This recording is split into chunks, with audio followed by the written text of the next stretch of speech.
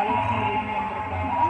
இப்போ நம்ம வந்து பூச்சிக்கொல்லியில் இந்த நச்சுத்தன்மை எப்படி நம்ம கண்டுபிடிக்கலாம், எது ரொம்ப நச்சுத்தன்மை எது கம்மி அப்படிங்கிறத வச்சு நம்ம கண்டுபிடிக்கிறது தானே இந்த ட்ரையாங்கிள் ஒன்று கொடுத்துருக்காங்க. இதில் இப்போ வந்து நம்மளுக்கு வந்து முதல்ல வந்து சிவப்பு நிறம் நம்ம வந்து அதிகமாக அதை யூஸ் பண்ணக்கூடாது.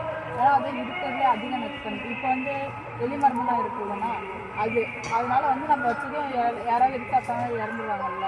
எப்படி சொல்கிறது, நடி உடனே ஹாஸ்பிட்டல் கூட்டு போயிட்டு இருக்கணும். அதனால் அதிகமாக யூஸ் பண்ண மாட்டாங்க. அதனால் இங்கே அதிகமாக கிடைக்காது. பெஸ்டிசைடு ஷாப்பில் எதுவுமே அதிகமாக கிடைக்காது. அடுத்தது வந்து மஞ்சள் நிறம் வந்து அதோட கொஞ்சம் நச்சுத்தன்மை கம்மி தான். இதோட கம்பேர் பண்ணக்குள்ள இந்த மஞ்சள் வந்து கொஞ்சம் நச்சுத்தன்மை கம்மி தான். அதனால் வந்து குழந்தைங்கிட்ட வந்து தள்ளி வச்சுக்கணும்னு சொல்லுவாங்க.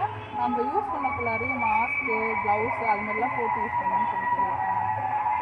அப்புறம் வந்து நீலம் ப்ளூ கலரு வந்து மஞ்சளோட கம்பேர் பண்ணக்குள்ள இது இன்னும் இருக்கிறத இன்னும் நச்சுத்தன்மை கம்மி தான்.